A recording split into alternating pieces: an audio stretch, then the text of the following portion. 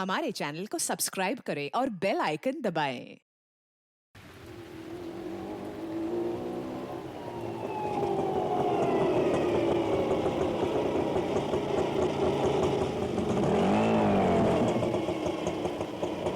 बस बस बस बस बस भैया ऑटो यहीं रोको। मेम साहब, इस जगह पे आपका क्या काम है? ये जानना तुम्हारे लिए जरूरी नहीं है। जाओ, जहाँ रुकने के लिए बोला वहाँ वेट करो। ठीक है, जैसी आपकी मर्जी।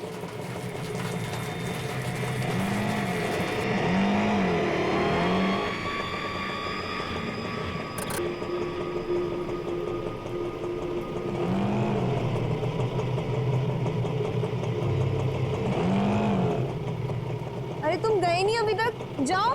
जी मेम साहब।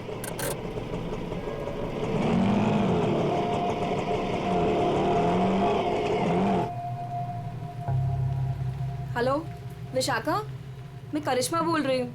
मैं एमजी रोड के यहाँ कंस्ट्रक्शन बिल्डिंग पे खड़ी हूँ। मुझे तुमसे तुम्हारी शादी के बारे में बहुत ज़रूरी बात करनी है।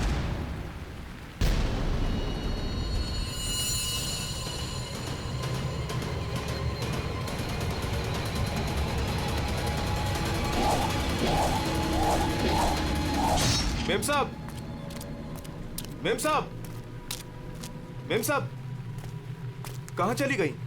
मैं तो यहीं छोड़ के गया था। मेम साहब, मेम साहब।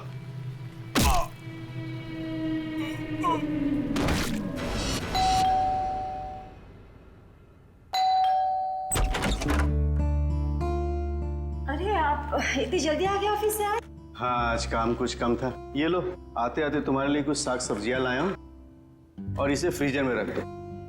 विशाखा के लिए लाया हूँ, उसे आइसक्रीम पसंद है ना? आज आपकी लाडली ये खाने वाली नहीं है। पर क्यों?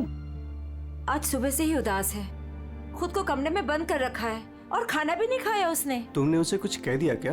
मैं क्या कहूंगी, लेकिन हाँ, आज सुबह किसी का फोन आया था।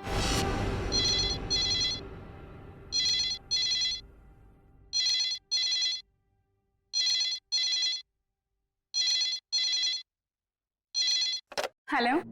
हेलो, विशाखा बोल रही हो? जी हाँ, विशाखा बोल रही हूँ।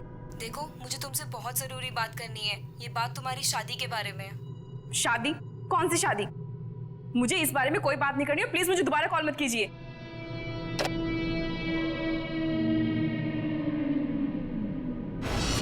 अरे इतनी मुश्किल से तो 2 हफ्ते पहले टूटी हुई शादी को भूल पाई थी, अब फोन करके उसके जख्म किसने हरे कर दिए?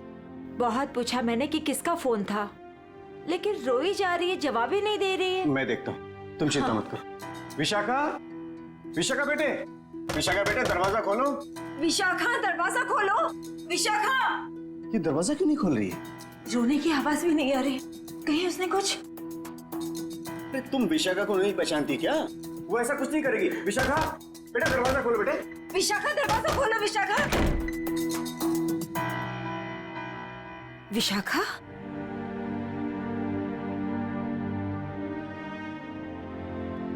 विशाखा बेटे, वो शादी वाले फोन कॉल से चिंता में है ना तू?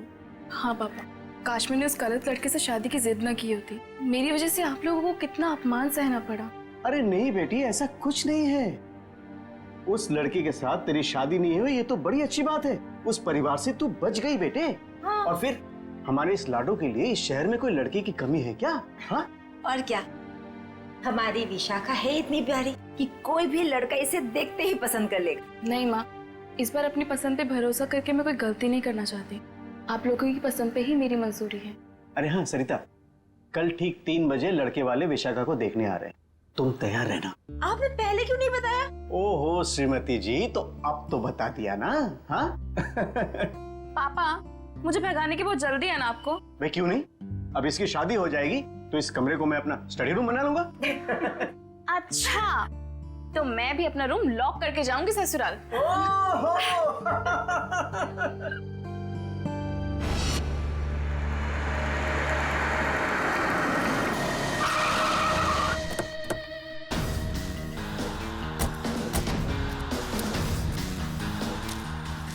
भाई साहब, मैं यहाँ का बचपन, मैंने ही आपको फोन किया था। लाश कहाँ पर है? जी उस तरफ।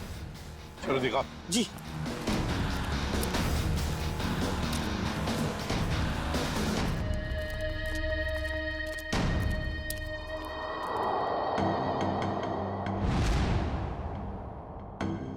ये ईंटें निकालो।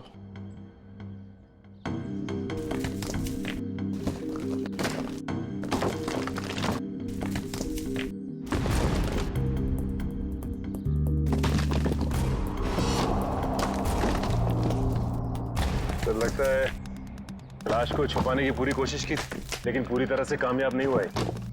हाँ, छुपाने की तो बहुत कोशिश की है, मगर जरूर कुछ ना कुछ तो भूल गया है वो।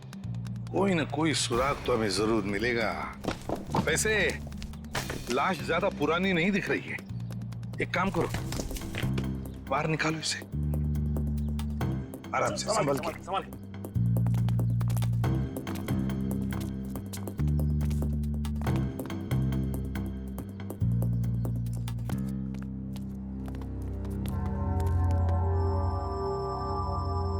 ये देखो, बड़ी बेरहमी से मारा है इसे।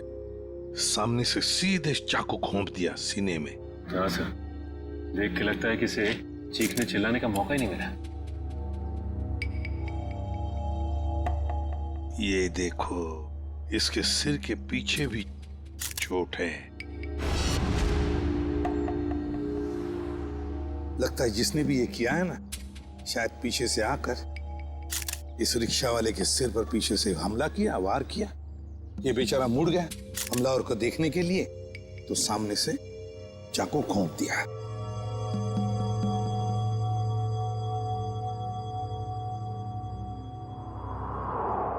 जेब में कुछ भी नहीं। लेकिन सर, कोई रिक्शा वाले को क्यों मारेगा? फ्रेडी, इस रिक्शा वाले को पैसे के लिए तो कोई नहीं मारेगा। हो सकता है इस रिक्शा वाले का किसी के साथ झगड़ा वगड़ा हुआ होगा या आपसी दुश्मनी हो, लेकिन अगर इसकी लाश यहाँ पर है, रिक्शा कहाँ पर होगी?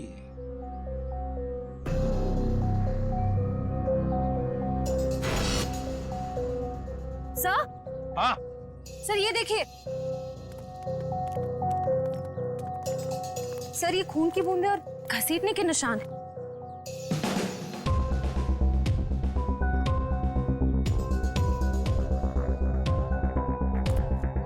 ये देखो, लगता है जिसने भी ये किया है, इस रिक्शा वाले को यहाँ से घसीट कर वो लेकर गया वहां ईंटों में छुपाने के लिए। वो क्या है?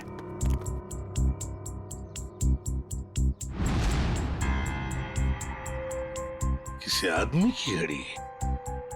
अरे ये तो काफी महंगी घड़ी है। शायद रिक्शा वाले की होगी। नहीं फ्रेडी, ये इस रिक्शा वाले की घड़ी नहीं लगती। इतनी महंगी घड़ी है ये, 1,00,000-1.5 लाख की तो घड़ी है ये। तो फिर सर, शायद उसी की होगी जिसने रिक्शा वाले को मारा है। वो तो ये भी सकता है कि घड़ी उस आदमी की हो जो ऑटो में बैठा था। इतनी कीमती घड़ी पहनने वाला आदमी रिक्शा में नहीं जाएगा, मुझे नहीं लगता। देखो, और भी कोई सुराग मिलना चाहिए। देखो जरा आसपास।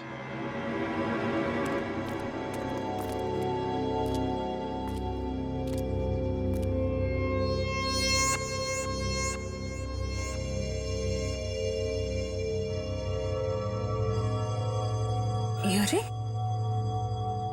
सर, कुछ मिला? हाँ सर, किसी लड़की की ये डायमंड इयररिंग मिली है, यहाँ नीचे गिरी हुई थी। इयररिंग? इसका तो एक ही मतलब हो सकता है, जब ये हादसा हुआ तब कोई लड़की यहाँ पर मौजूद थी। तो खून लड़की ने किया?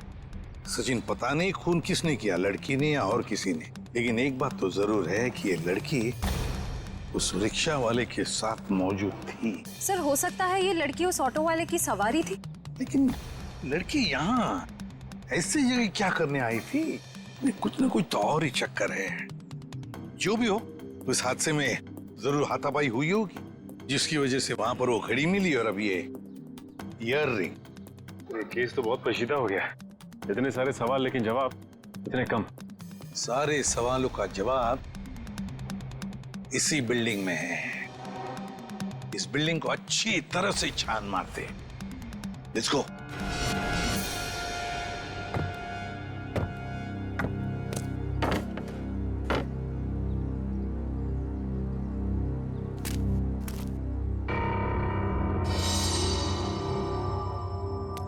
हाँ सचिन, क्या हुआ? ये देखिए सीढ़ियों पे खून की बूंदें। हाँ, ये देखो। सर ये तो बहुत ही अजीब बात है, लाश वहां पर और खून की बूंदें यहाँ। मुझे तो कुछ और ही आ रहा है दिमाग में। कहीं और एक लाश तो नहीं इस बिल्डिंग में? ऊपर चलकर देखते हैं, देखते ये खून के धब्बे कहां तक है।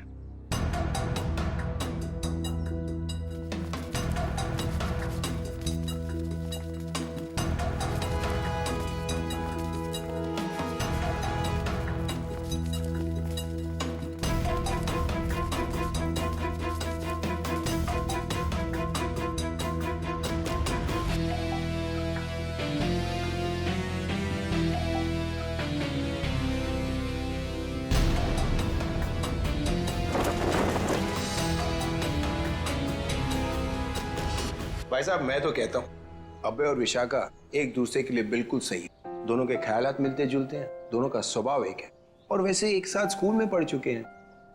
बेटा तुमने हमें बताया नहीं कि तुम अभय को पहले से जानती हो? नहीं पापा, अभय मेरी क्लास में नहीं थे। वो क्या है ना अंकल, हम दोनों की क्लासेस सेम थी पर सेक्शन अलग अलग थे। आप सेक्शन ए में थी और मैं सेक्शन सी में था। बात यह है ना जी, अभय के लिए एक से बढ़कर एक खानदान से रिश्ते आ रहे हैं, लेकिन इससे मना कर दिया है। स्कूल के वक्त से ही आपकी बेटी से प्यार करता है, लेकिन कह नहीं पाया, इसलिए आज मुझे आना पड़ा कहने के लिए। पापा प्लीज, आप मुझे एम्बैरेस कर रहे हैं। नैना और अनुष्का कैसे हैं? स्कूल टाइम से तुम्हारे बेस्ट फ्रेंड हुआ करते थे वो लोग। हाँ, नैना भी बेंगलोर में जॉब कर रही है और अनुष्का की रिसेंटली शादी हो गई है मसूरी में। सुना है बहुत ही खूबसूरत जगह है वो। जी। वैसे तो साउथ अफ्रीका भी बहुत ही सुंदर जगह है। 25 साल पहले हमने हमारे हीरो का बिजनेस वहां शुरू किया था और आज यहाँ तक ले आए उसे। आप लोग बैठिए, मैं आप लोगों के लिए चाय वगैरह लेकर आती हूँ। आप लोग बैठिए, हम आते हैं।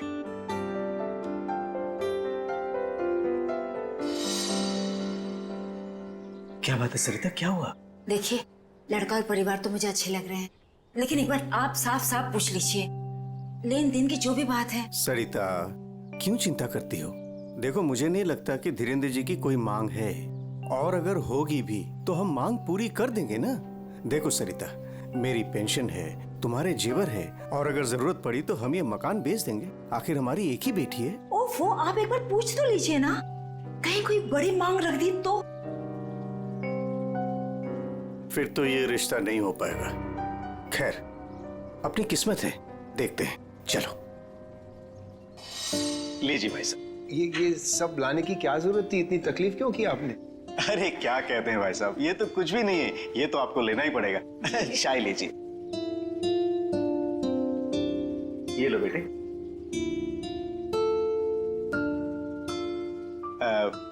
भाई साहब अगर आप बुरा न माने तो कुछ देर हम लोग बाहर चल के आपस में बात कर लेते हैं। अरे इतने में बच्चे भी एक दूसरे से बात कर लेंगे। अरे ये तो बहुत अच्छी बात है, चलिए।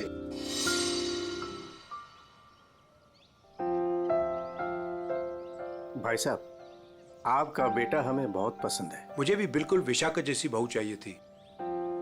अगर विशाखा अभय को पसंद उसकी करे, फिक्र आप मत कीजिए, हमारी मंजूरी में ही उसके यहाँ है। ये तो बड़ी अच्छी बात है, तो मैं बात पक्की समझूं? जी जरूर। धीरेन्द्र जी, अगर आपकी कोई मांग हो तो आप मुझे। ये कैसी बात कर ली आप लोगों ने? अरे भाई, भगवान का दिया हुआ सब कुछ है हमारे पास। आपकी बेटी सिर्फ 2 जोड़ी कपड़ों में चाहिए, ये आप कर पाएंगे या नहीं? मुझे समझ में नहीं आता कि मैं आपका ये कर्ज कैसे चुका पाऊंगा। लेकिन हमारी एक शर्त है। शर्त? ये शादी 2 दिनों में हो जानी चाहिए। 2 दिनों में शादी की तैयारियां हम कैसे कर सकते हैं? देखिए, ये हमारी एक ही बेटी है, हम चाहते हैं कि उसकी शादी बड़े धूमधाम से हो, इसलिए थोड़ा अगर आप हमें वक्त दे दे तो। देखिए भाई साहब, मैं आपकी बात समझता हूँ, लेकिन 3 दिनों के अंदर मुझे साउथ अफ्रीका पहुंचना है। सिर्फ मेरे बेटे की वजह से मैं अपना पूरा कारोबार छोड़ के आया हूँ। अगर आप ये नहीं कर पाओगे तो ये रिश्ता नहीं होगा। हाँ? सोच लो आप लोग।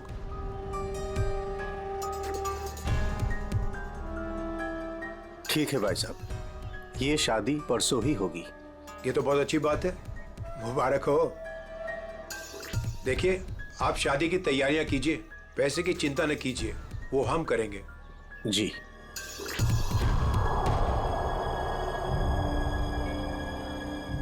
कैसे? तुम चिंता मत करो सरिता, भगवान की जो मर्जी है वही होगा। चलो शादी की तैयारी करते हैं।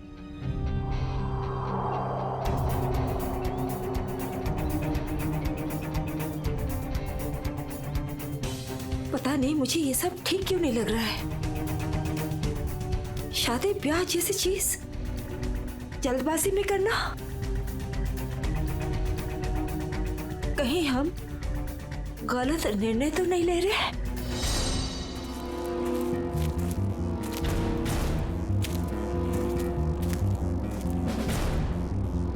सर, इस लड़की का चेहरा तो पूरी तरह से बिगड़ चुका है। इसकी पहचान करना बहुत मुश्किल होगा।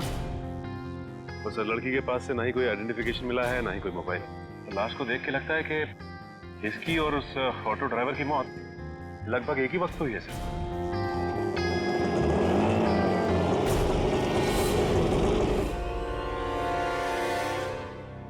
सर, ये लावारिश रिक्शा यहाँ से थोड़ी दूर पे खड़ी हुई थी, लोगों ने मुझे बताया। और सर, ये रहे रिक्शा के पेपर्स। वो लाश इसी रिक्शा ड्राइवर की थी, चमन नाम था उसका। और सर, ये फोटो भी लगी उसकी। हाँ, चमन खुद मालिक था इस रिक्शा का। और कुछ मिला? हाँ सर, मोबाइल मिला है सर, लेकिन सर बैटरी डाउन है इसकी। ठीक है, कोई बात नहीं, इसमें से हमें बहुत कुछ इंफॉर्मेशन मिल सकती है।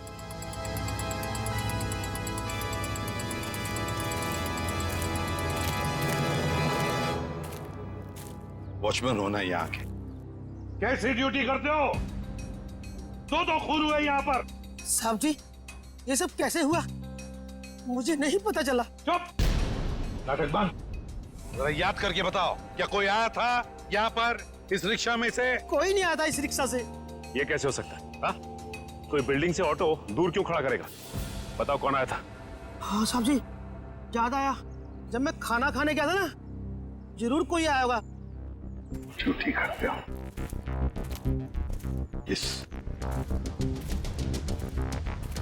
इस चमन की पूरी कुंडली निकालो। हाँ अभिजीत सर, वो ऑटो वाले के फोन की डिटेल मिल गई है सर। ये 11 बजे के करीब ममता नगर से निकला और 11:30 बजे जेल स्टेशन पे पहुंच गया। ये MG road under construction building पे कब पहुंचा? सर 12:30 बजे। जेल स्टेशन से सवारी लेने के बाद 12:40 पे उस जगह पे मिला था जहां पे वो ऑटो खड़ा मिला था।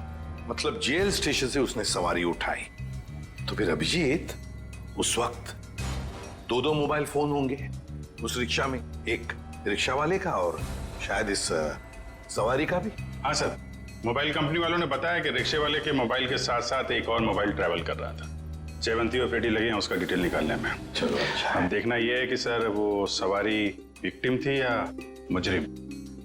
सर, हाँ सर, वो जो ऑटो की सवारी का मोबाइल नंबर था वो दिल्ली का नंबर है और किसी करिश्मा के नाम पे रजिस्टर्ड है। दिल्ली? अच्छा, इस करिश्मा के बारे में और कुछ पता चला? नहीं सर, और कुछ डिटेल्स तो अभी पता नहीं चल पाए हैं। ये तो पता चला होगा कि उसने आखिरी कॉल किसको किया। किसी लैंडलाइन नंबर पे किया था आखिरी कॉल। पोपटवाड़ी का कोई उदय कुमार है। पोपटवाड़ी उदय कुमार। पंकज काम करो, इस दिल्ली वाली करिश्मा के सारे डिटेल निकाल, पूरे के पूरे डिटेल। और अभिजीत, इस पोपटवाड़ी के उदय से मिल लेते हैं, पता तो चले ऐसी भी क्या बातें हो रही थी करिश्मा और उसके बीच में। इसका चेहरा तो बहुत बुरी तरह से बिगड़ गया है, एकदम तहस नहस हो गया है। सर, इनके फेस को हम रिकंस्ट्रक्ट नहीं करवा सकते? बहुत मुश्किल काम है तारिका, बहुत वक्त लगेगा। हाँ, लेकिन एक बात जरूर पता चल गई। ये पता चल गई कि ये काम क्या करती थी। क्या काम? तारिका, ये लड़की एक नर्स थी। नर्स? ये देखो, ये देख रहे हो, ये इसकी उंगलियों पर और ये अंगूठे पर ये कॉल। ये निशान तो ज्यादातर उन्हीं लोगों के हाथों में होता है ना जो दूसरों को इंजेक्शन देते हैं। एग्जैक्टली तारिका। अब मुझे लगता है ये खून या तो किसी बदले की भावना से किया गया है या फिर कोई प्यार व्यार का चक्कर? प्यार व्यार का चक्कर? तुमको ऐसा लगता है तो तुम फोरेंसिक आते ही क्यों? तुम अब से मत आया करो हमारे लैब में प्लीज। हाँ अरे ये क्या? हाँ। और अभिजीत, तुम्हारे और मेरे बीच में जो भी था ना वो खत्म। प्यार का चक्कर। सर, यहाँ पे तो शादी की तैयारियां चल रही है, पूछताछ कैसे करेंगे? वही तो, लेकिन एक बात याद रखना, ऐसे माहौल में जरा समझदारी से काम लेते हैं, किसी को ठेस नहीं पहुंचनी चाहिए, है ना? अरे आइए आइए, आप लोग लड़के वालों की तरफ से? देखिए, हम लोग मेहमान नहीं हैं, हम लोग सीआईडी से आए हैं। सीआईडी? यहाँ सब कुछ ठीक तो है ना? देखिए, आप फिक्र मत कीजिए, हमें पता है आपके घर में शादी का रस्म चल रहा है, लेकिन देखिए बात कुछ ज्यादा नहीं है, सिर्फ 2 मिनट की बात है। एक बात बताइए, कल लैंडलाइन पे कोई अनजान फोन आया था आपको? हाँ, मेरी बेटी विशाखा ने फोन उठाया था। जरा बुलाइए ना विशाखा को। विशाखा बेटी, 1 मिनट इधर आना। हाँ जी, 1 मिनट। जी पापा। बेटे ये। हाय विशाखा, शादी मुबारक हो। Thank you. हम सीआईडी से हैं, मैं इंस्पेक्टर श्रेया। कल सुबह 10 बजे लैंडलाइन पे एक कॉल आया था। जी आया था। किसका फोन था? किसी करिश्मा का फोन था, बट मैं उसे नहीं जानती। अगर तुम उस लड़की को नहीं जानती हो तो उसने तुम्हें क्यों कॉल की? दरअसल वो मुझसे मिलना चाहती थी, पर मैंने उसे मना कर दिया। तुम तो कह रहे हो तुम उसे जानती तक नहीं, फिर भी वो तुमसे बात करना चाहती थी। कोई ना कोई तो वजह जरूर होगी, हैं? बताओ। शायद वो मेरी शादी के बारे में कुछ बात करना चाहती थी। क्या क्या बात करना चाहती थी? कुछ बताया उसने? जी, तब तक तो मुझे भी नहीं पता था कि मेरी शादी होने वाली है। वो शायद मेरी पिछली शादी के बारे में बात करना चाहती थी। मतलब विशाखा, तुम्हारी पहले भी एक शादी तय हो चुकी थी जो टूट चुकी है। देखिए प्लीज, अगर इस बारे में इस वक्त बात न करें तो अच्छा होगा। बड़ी मुश्किल से उस सदमे से ये उभर पाई है। प्लीज। पापा, इट्स ओके, मुझे उस बात से कोई फर्क नहीं पड़ता है।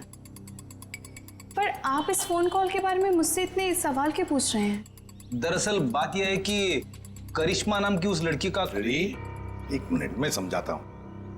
देखिए, ये करिश्मा जिसने फोन किया था यहाँ पर, हम उससे मिलना चाहते हैं एक केस के सिलसिले में। ये करिश्मा कोई मुजरिम है क्या? क्या इसने कोई जुल्म किया है और ये मुझसे क्यों बात करना चाहती है? देखो, करिश्मा मुजरिम है या नहीं ये अब तक तय नहीं हुआ है। खैर छोड़ो, आप लोग शादी की तैयारियां करो। और विशाखा, हम सब की तरफ से शादी मुबारक हो। Thank you.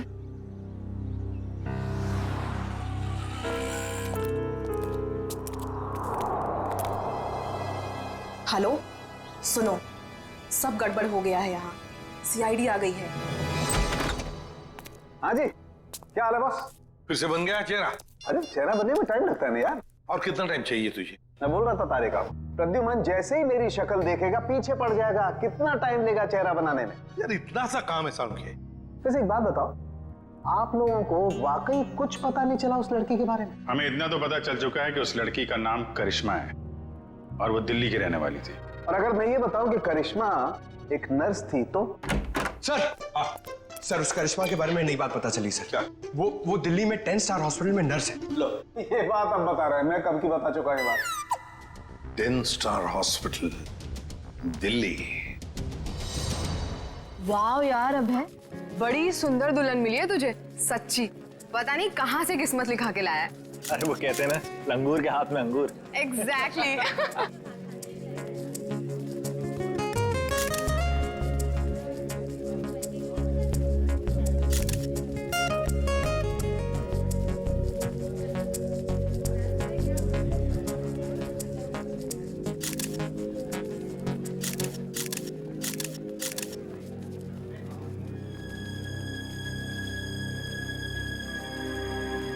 उदय जी, आप रो रहे हो? सब ठीक तो है ना? ये तो खुशी के आंसू हैं। आज अपने बेटी को दुल्हन बना जो देख पा रहा हूं मैं, इसलिए। आपसे कुछ बात करनी थी। हाँ हाँ, तो कहिए ना। यहाँ कहना ठीक नहीं होगा, जरा अंदर चलिए ना। क्यों, हमसे शादी में कुछ कमी रहेगी है क्या? नहीं नहीं नहीं नहीं, वो सब ठीक है, A1। देखिए सारे मेहमान आ रहे हैं, अगर हम यहाँ से चले गए तो कुछ परेशानी हो जाएगी। फेरे हो जाए, उसके बाद दोनों बैठ करके बातें करते हैं। देखिए मेहमानों को छोड़िए, आप अंदर चलिए, वरना ये शादी नहीं होगी।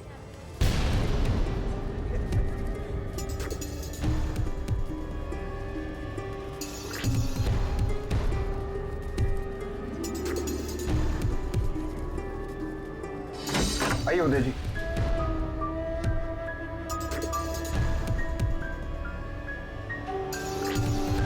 धीरेन्द्र जी, बात क्या है आप बताइए ना। देखिए मेरी परेशानी बढ़ती जा रही है। अरे भाई परेशान होने की कोई बात नहीं, एक छोटी सी रिक्वेस्ट है। कैसी रिक्वेस्ट? आपको याद है मैं आपके घर आया था आपकी बेटी को देखने, और मैंने आपको कहा था मुझे दहेज बिल्कुल नहीं चाहिए। जी मुझे अच्छी तरह से याद है, आपने कहा था कि आपको दहेज नहीं चाहिए, तो अब क्या चाहिए आपको? मैं अपनी जुबान का पक्का हूँ, कहा ना दहेज नहीं चाहिए, दहेज नहीं लूंगा। हाँ मगर आपको दहेज नहीं चाहिए तो क्या चाहिए?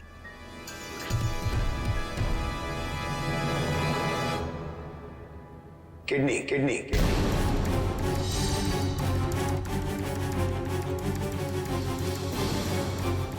किडनी? पर किसकी? मैं शायद आपको बताना भूल गया कि मेरी तबीयत दरअसल ठीक नहीं रहती, और जल्द से जल्द अगर किडनी ट्रांसप्लांट नहीं हुआ तो मैं ज्यादा दिन नहीं बच पाऊंगा। Kidney transplant? देखिए आपकी बेटी की शादी है, और कुछ ही दिन बाद उसका ससुर यानी कि मैं मर जाए तो आपको कैसा लगेगा? पर धीरेन्द्र जी मैं अपनी किडनी कैसे, मेरा मतलब। मैंने पूरा पता लगा लिया है, हम दोनों की किडनीज मैच होती हैं। अच्छा, तो इसका मतलब ये शादी ब्याह ये सब ढोंग है। दरअसल आपको मेरी किडनी चाहिए, इसलिए आपने ये सब। अब फेरों में 2 घंटे और, बहुत समय आपके पास, सोच लीजिए। और वैसे भी हम दोनों एक परिवार का हिस्सा बनने जा रहे हैं, तो एक परिवार वाले का फर्ज बनता है दूसरे परिवार वाले की जान बचाने का।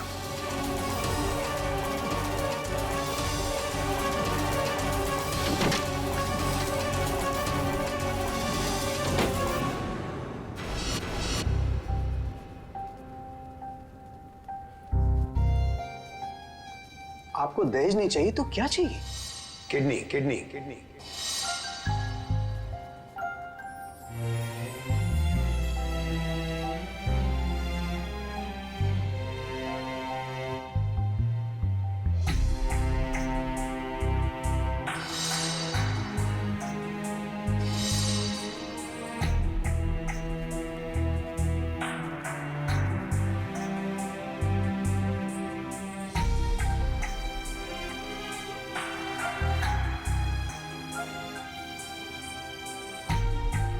अरे कहाँ चले गए थे आप?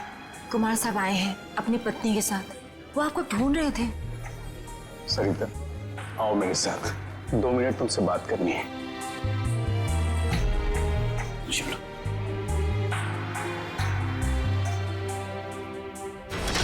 आओ सरिता।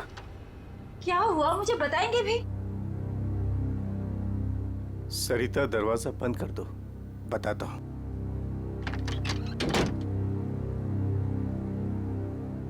अभी तो बताइए, मुझे बहुत घबराहट हो रही है। धीरेन्द्र जी ने मुझसे कुछ मांगा है। पता था मुझे कि ये शादी दहेज लिए बिना हो ही नहीं सकती। वैसे कितने पैसे मांगे हैं उन्होंने? नहीं, उन्होंने मुझसे पैसे नहीं मांगे। तो फिर? सरिता, उन्होंने मुझसे मेरी किडनी मांगी है। किडनी? हाँ सरिता। हे भगवान, इसका मतलब ये सब शादी वादी ढोंग है। वो आपकी किडनी लेना चाहते हैं? मुझे भी यही लग रहा है। ये अचानक से उनका मेरे घर आना, फिर 2 दिन में शादी, और अब ये सब कुछ। सरिता, मुझे तो इसमें बहुत बड़ी साजिश लग रही है। तो क्या अब हमारी विशाखा की शादी फिर से टूट जाएगी? अगर मैंने किडनी नहीं दी तो ऐसा ही होगा। ना सरिता, तुम मत रो।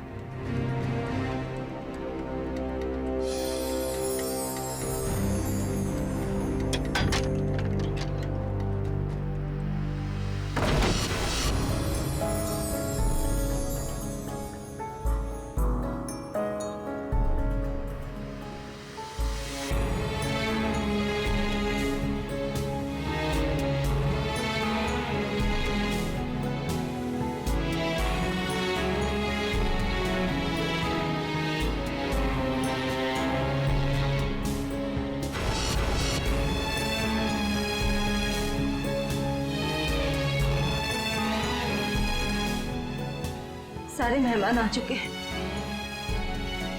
और अगर इस बार भी हमारी विशाखा की शादी नहीं हुई तो वो पूरी तरह टूट जाएगी। एक जख्म तो वो पहले ही खा चुकी है, लेकिन अब दोबारा वो बर्दाश्त नहीं कर पाएगी। मैं जानता हूं सरिता, तुम ठीक कह रही हो, इसलिए मैंने सोच लिया है मैं अपनी किडनी दूंगा।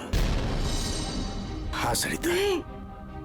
नहीं, अगर आपने किडनी दे दी तो आपका क्या होगा? मुझे कुछ नहीं होगा सरिता। और वैसे भी इंसान के शरीर में 2 किडनियां होती है जिससे उसका शरीर चलता है, लेकिन फिर भी इंसान एक किडनी के सहारे जी सकता है। मुझे ये सब कुछ ठीक नहीं लग रहा है। अगर कुछ ऊंच नीच हो गई तो मैं आपको खोना नहीं चाहती हूँ। नहीं सरिता, मुझे कुछ नहीं होगा, और अगर मुझे कुछ हो भी गया तो कम से कम मेरी आत्मा को ये सोचकर संतुष्टि तो मिलेगी ना कि मैंने अपनी बच्ची की खातिर उसके पैदाइश से लेकर के उसकी शादी तक सब कुछ किया। प्लीज।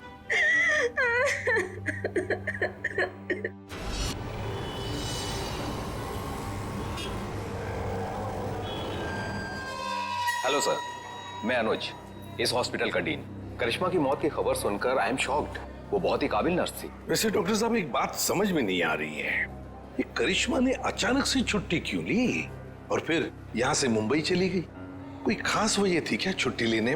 उसने छुट्टी ली और यहाँ से चली गई। अब यहाँ से जाने के बाद वो कहाँ गई, किस लिए गई, इसके बारे में हमें कुछ नहीं पता।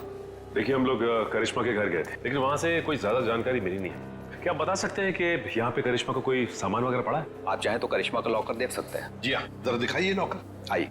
चलिए। अरे सर, इस लॉकर को देखकर मुझे मेरी नानी की अलमारी याद आ गई। वो भी अपना सारा सामान ऐसे ही ठूस ठूस के रखती थी। सर, ये तो किसी मरीज की मेडिकल रिपोर्ट है। किसकी फाइल है ये? देख, उदय कुमार। उदय? विशाखा के पिताजी उदय कुमार? कमाल है, इस फाइल को तो हॉस्पिटल के रिकॉर्ड रूम में होना चाहिए।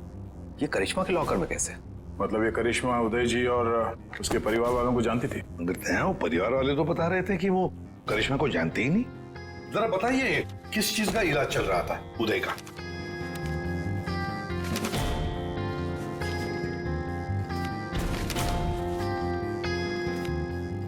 क्या डॉक्टर साहब, आपके चेहरे का रंग उड़ा हुआ क्यों है?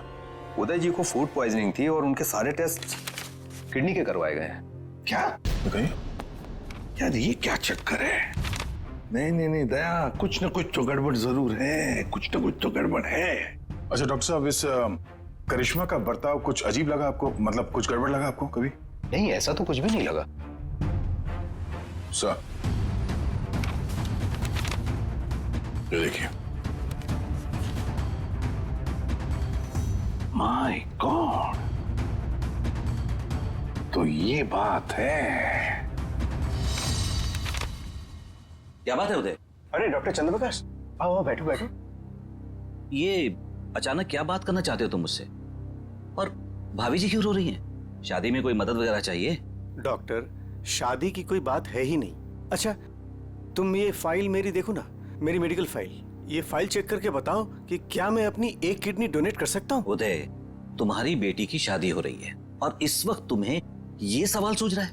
डॉक्टर, शादी न रुके इसलिए तो मैं ये बात पूछ रहा हूँ तुमसे। बताओ ना। क्या मतलब है? मतलब मैं बाद में तुम्हें समझाऊंगा। तुम पहले मुझे ये बताओ कि मैं एक किडनी के सहारे जी सकता हूँ या नहीं। बताओ डॉक्टर, मुझे प्लीज बताओ ना।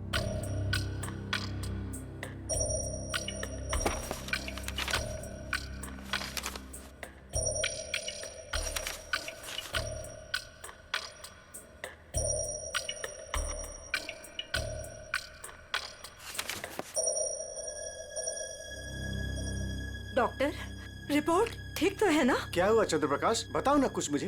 क्या किडनी देना जरूरी है? बस तुम इतना ये समझ लो कि किसी के जिंदगी और मौत का सवाल है। देखो, अगर मैंने किडनी डोनेट नहीं की ना तो मेरी बेटी की शादी रुक जाएगी। देखो उदय, तुम्हारी ये किडनी पहले से ही खराब है। क्या? सरिता, मुझे तो आज तक ये प्रॉब्लम कभी महसूस ही नहीं हुआ। कैसे किडनी फेलियर हो सकता है? क्योंकि उदय, तुम्हारी बॉडी दूसरी किडनी से फंक्शन कर रही है। आई एम सॉरी, अगर तुमने ये दूसरी किडनी भी डोनेट कर दी तो क्या? तो तुम्हारा बचना नामुमकिन है। किडनी डोनेट करने के लिए तुम मेडिकली फिट नहीं हो। देखो, ऐसा मत कहो डॉक्टर, मुझे ये किडनी दान करनी ही पड़ेगी किसी भी हालत में। डॉक्टर प्लीज जरा चेक करके बताओ, कोई तो रास्ता निकालो। देखो उदय, फाइनल डिसीजन मैं नई रिपोर्ट के आने के बाद ही दे पाऊंगा, लेकिन इस रिपोर्ट के मुताबिक किडनी डोनेट करना मतलब मौत को दावत देने जैसा है।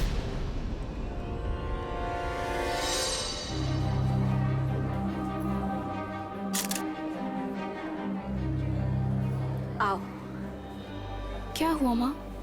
आप परेशान लग रही हैं। नहीं, ऐसी कोई बात नहीं। फेरे का समय हो गया है, आओ।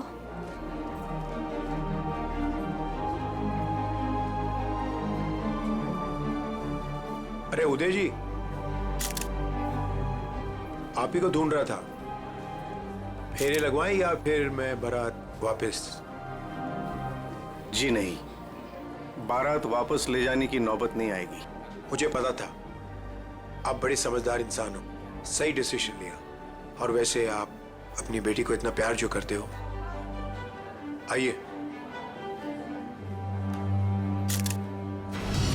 यकीन नहीं आ रहा है दया, शादी के नाम पे ऐसी सौदेबाजी।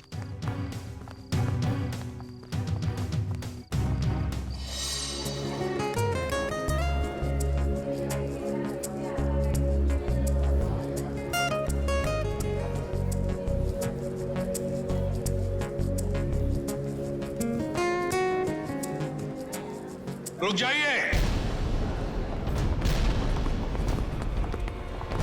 सरिता जी। जी। उदय जी कहाँ है? वो तो यही। कहाँ है उदय जी? यही तो थे, कहाँ चले गए? आप लोग यहाँ फिर से क्या हुआ? हमारा उदय जी से बात करना बहुत जरूरी है, जरा बुलाइए उन्हें। उदय जी। उदय जी। कहाँ गए उदय जी? बुलाइए। मम्मी, पापा कहाँ चले गए? आपके पापा कहाँ हैं? इसका जवाब अब ये देंगे धीरेन्द्र जी। क्यों धीरेन्द्र जी, जवाब देंगे ना? मुझे कुछ नहीं पता।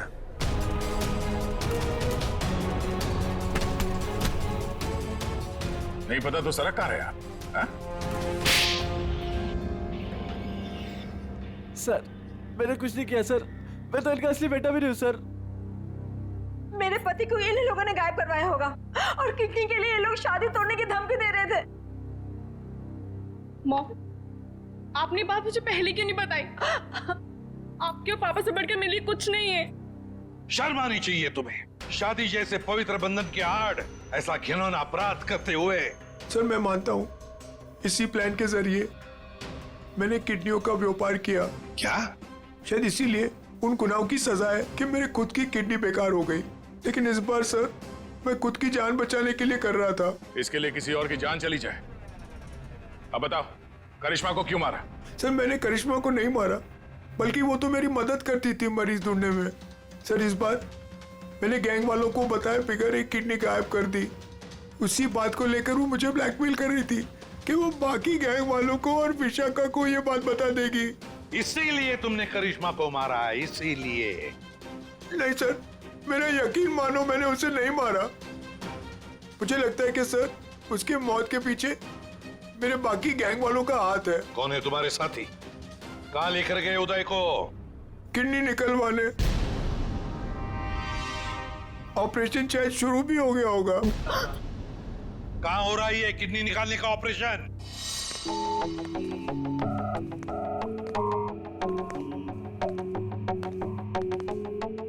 चल डॉक्टर, ऑपरेशन शुरू कर। देखो, तुम जो ये कर रहे हो ना, ठीक नहीं कर रहे हो। बकवास बंद कर और अपना काम कर जल्दी।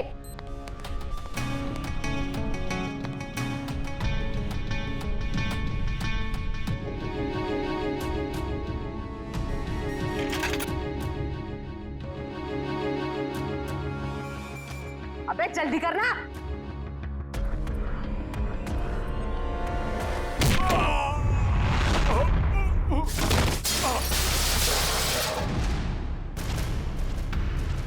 कौन है वहां? कौन है?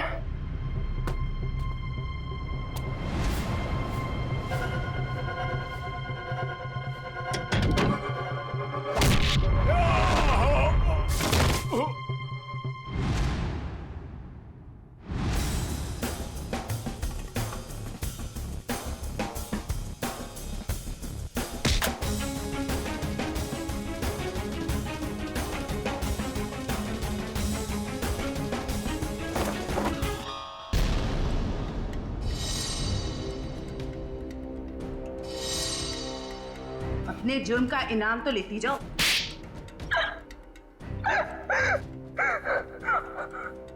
ये सारा षड्यंत्र हमने सिर्फ लोगों की किडनियां हथियाने के लिए किया है। ये सब पता है हमें। ये बताओ करिश्मा को क्यों मारा तुम?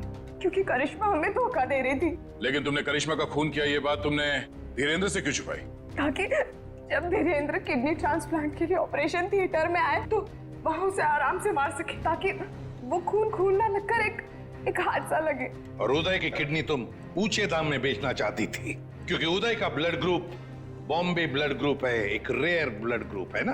यही प्लान था सर, लेकिन आप सीआईडी वालों की वजह से वो सब चौपट हो गया। करिश्मा का खून और कितने सारे मासूम लोगों की किडनियों की चोरी, तुम्हें तो फांसी ही होगी।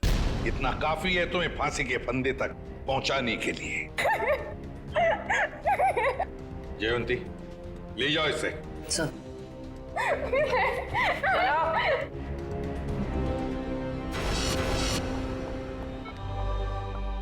कैसे आप? तबीयत कैसी है आपकी? पापा ठीक तो है आप? सरिता, विशाखा बेटी, तुम लोग रो क्यों रहे हो? क्या हुआ मुझे? मैं आपसे कभी बात नहीं करूंगी। आपको क्या लगा मेरी शादी आपकी जिंदगी से ज्यादा जरूरी है? ऐसी कोई बात नहीं। दरअसल मैं और सरिता, हम तो सिर्फ तुम्हारी खुशी चाहते हैं बेटे। मेरी खुशी आपसे है, आपसे है। माना बाकी लड़कियों की तरह मेरा भी सपना है कि मेरा भी एक अच्छा पति हो, लेकिन वो पति मुझे अपने पिता की कीमत पर बिल्कुल नहीं चाहिए। देखा उदय जी, आपकी बेटी विशाखा कितनी समझदार है, सियानी है और सही बोल रही है।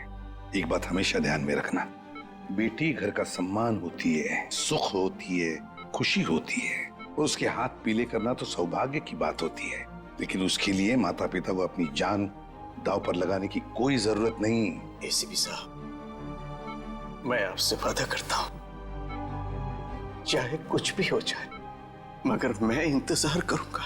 अब की बार मैं अपनी बेटी का हाथ सिर्फ उसी को दूंगा जो इसके लायक हो। आप सबका बहुत बहुत शुक्रिया बेटी। Thank you very much.